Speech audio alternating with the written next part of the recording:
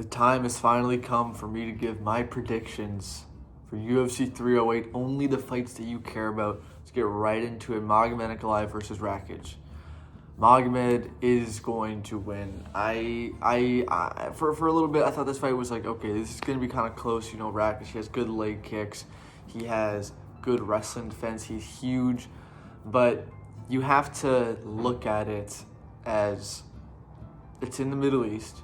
Magomed has the Dagestani aura, the Dagestani plot armor, and I think that he's just better everywhere. Like, I think that he is a better striker than Rakić. I think that he's a way better grappler than Rakić, and I don't think that he's going to shoot on Rakić. I think that if anyone shoots, I think it might be Rakić, to be honest.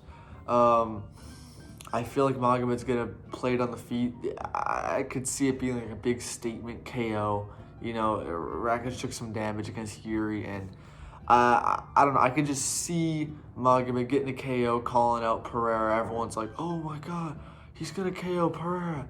And then Pereira just aura-mogs him, you know what I mean, and beats him. But, yeah, I don't know. I think that this one is pretty clearly for Magomed. I could see, you know, Rakić, like, I think it'll probably be close until a KO. But I think that Magomed is just a little bit better everywhere, you know. What's really interesting about this fight is everyone, and this is for every KHAMZAT fight, everyone's like, KHAMZAT's either going to win in the first round, he's going to either submit Whittaker with a dart in the first round, or he's going to get freaking TKO'd in round 4, man. He's going to get freaking finished in round 5.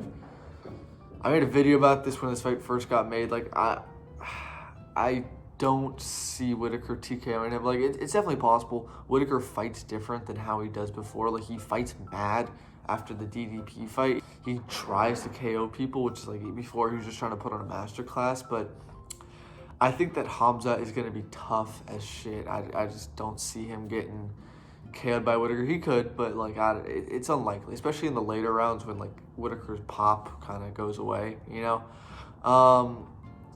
Now, KHAMZAT Chimaev, I think, is going to take this one by decision. This one, it's super close. This is like a 55-45 fight, in my opinion. But I think that KHAMZAT Chimaev might win a decision. It's a little bit crazy. It's a little bit wild. He could totally just submit him in the first round. He could totally get freaking finished. He could totally lose a decision, gas out and lose. But here's the thing with Chimaev and his cardio. He doesn't have bad cardio. Like, people say, oh man, he needs to freaking work on his cardio before his next fight. It's like, no, dude. Like, he could do all the cardio in the world. If he fights the way he fights, he's still gonna gas out, because what KHAMZAT does is he sprints. He literally gets down like Usain Bolt at the start of the fight, and he sprints for 5 minutes as hard as he can, trying to get a finish, trying to get a big KO or a submission. He's pushing, throwing everything at you for those first 5 minutes.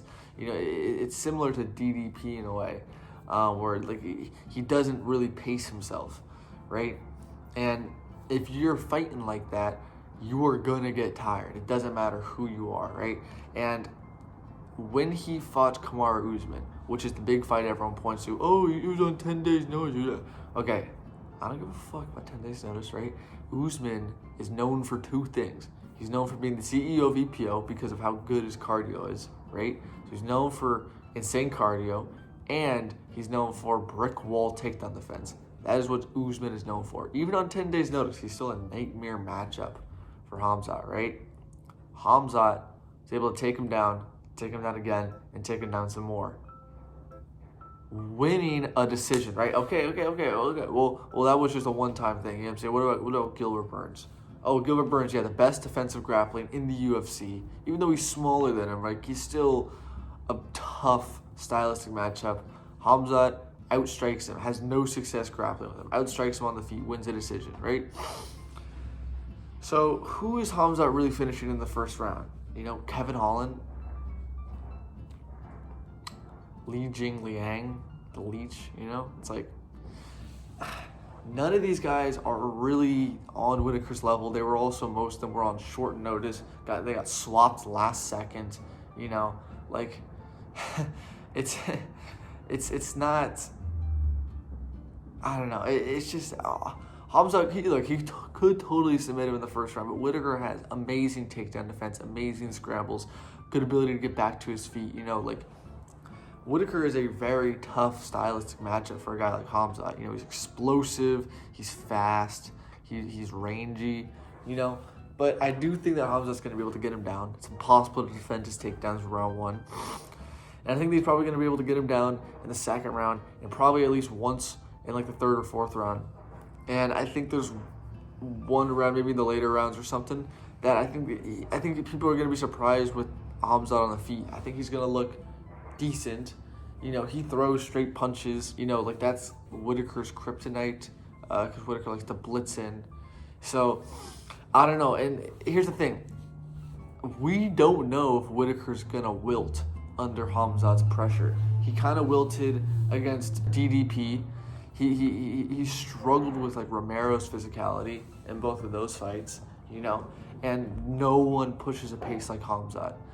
So it would be crazy, but we could totally see Whittaker gas out harder than KHAMZAT does. As far as the main event, Max versus Ilia.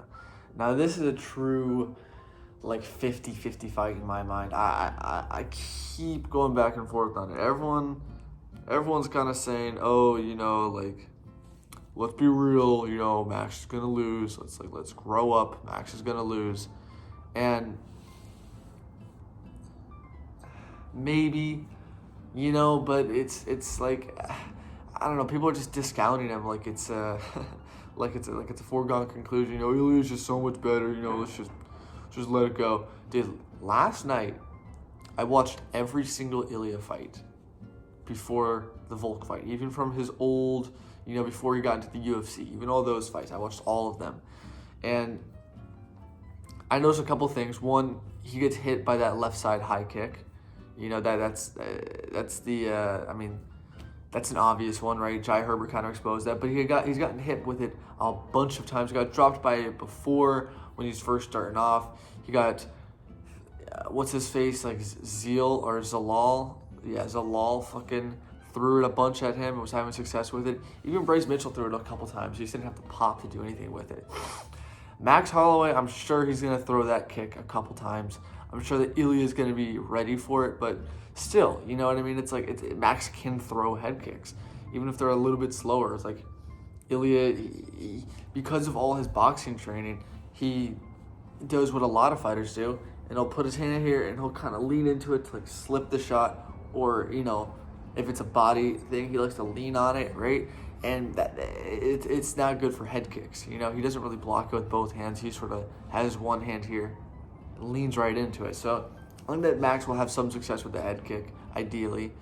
Another thing, like Ilia, his boxing is amazing. He probably has the best boxing in the UFC, arguably. But it doesn't really open up for him unless he gets you up against the fence. For Ilia, all of his KOs really, and all of his boxing success where he starts to unload on guys comes up against the fence, right? He likes to back you up with the threat of pressure and then just freaking put a big one on you, right? Max circles a lot more than Volk does. Volk puts his hand up like this and he backs up in a straight line. Max likes to circle out, stay on the outside, but not really get into the fence. That's also what Zalal was doing. Ilia had a lot of trouble in that fight. He mostly had success in the grappling and won a decision. He couldn't get him out of there, So, like, if Max sees, if he really looks at that fight, it's like, okay, I need to circle, either to his left. Everyone kind of circles to Ilia's right, which is, you don't want to do. Max needs to circle to Ilia's left hand, right? Be wary of the right hand, because the Ilia's best shot is that overhand right. Ilia's a little bit overrated in the striking, in my opinion. Now, one thing that Ilia does have is a nice, mean calf kick, and I've never seen Max bothered or hurt or anything by a calf kick. He just fought Justin Gaethje, so I'm not super worried about it, but it is something to keep in mind. Like, Ilia has a lot of power, and he fucking slams calf kicks. One more thing about Ilia is that when he gets hurt or when he starts to lose the fight, or if he's not feeling confident, especially when he gets like dropped or something, he zombie wrestles. he goes right back to his base and just starts grappling for his life, looking for legs, right? Max has good takedown defense, but I mean, I wouldn't be surprised if we saw Ilia start to shoot, like later in the fight, if it goes later in the fight. I wouldn't be surprised if he started shooting on Max, trying to get a submission. He does have a nasty, like, Darce, Americana, guillotine, the Anaconda. And, I don't know, I could totally see him just shooting on Max when he gets frustrated on the feet. Max, right? Max is tall. He's going to have an easier time with the defense. He has the head kicks for him. He has the boxing in the middle of the octagon, right, where Ilia likes to just throw single shots. It's really only up against the fence where Ilia will put combos together. Max has been sitting down on shots more. Ilia obviously has more power, but, Max has some serious pop to him also. Most KOs in featherweight history, right? That being said, going into this fight, Ilia has the aura. You know what I mean? He does have the aura. He's freaking, we're about to see, brother. It's on Saturday night, brother. I don't know if Max is strong enough to bypass Ilia's aura, Ilia's confidence. It's tough, you know what I mean? This is like such a close fight, in my opinion. This is such a 50-50 fight.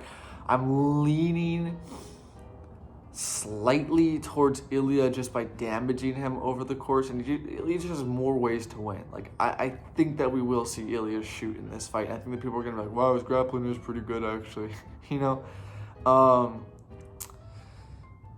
But Max also, like, if it stays on the feet the whole time, I think that Max will win. I actually do think that Max is a better striker than Ilia, stylistically.